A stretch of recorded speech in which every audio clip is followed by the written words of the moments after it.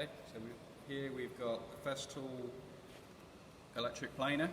So this particular festool, you can see, is 110 volts. So the different parts to this planer, we've got the base, we've got a blade here, and then this turns round, so this is not plugged in, so I can do this safely. That drum would spin round.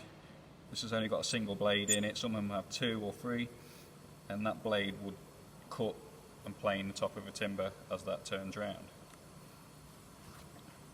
The easiest thing to move round to then is this front notch. Notice this front knob or wheel or whatever you want to call it has different numbers on it. These different numbers correspond with this line here.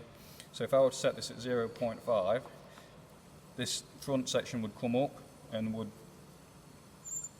enable you to cut in one pass. When you were planing a piece of timber, it would take 0.5 millimeters depth off of that timber. If you wanted to take more timber off in one hit, so it would take more off, you could go to 1 millimeter, plane it a bit deeper, 1.5 millimeters, 2 millimeters, 2.5 millimeters in one hit. But key thing to note is, the more you try and take off in one pass, the more strain you're putting on the motor, and the less of a smooth finish you get. So if you want a nice smooth finish, you want to be on a minimum setting, 1 millimeters or 1.5 for each pass, and then you'll get a nice smooth finish that's planed up.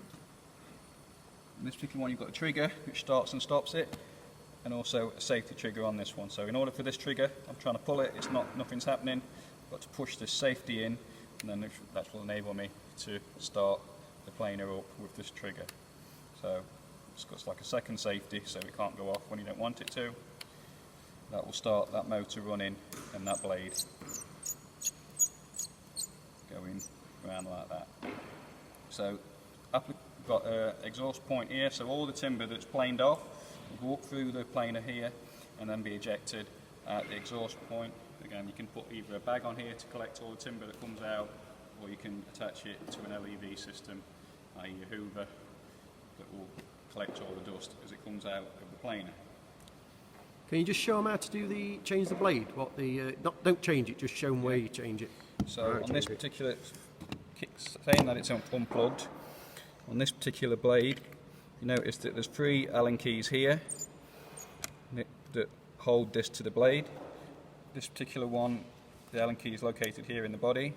You take the Allen key, you'd undo each of them Allen keys, which would unclamp this blade, and then this blade would slide out to the side there. So once the blade would come out to the side, you could change it, put a new blade in, again sliding it from the side, making sure that it's facing the right way, same as you would on a smoothing plane.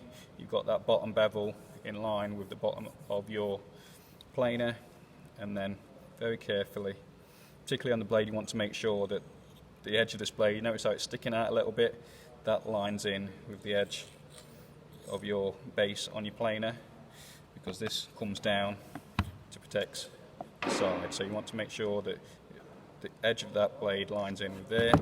If that's the case, you can come around and then tighten these Allen keys back up, which will put pressure on and clamp the blade back in place.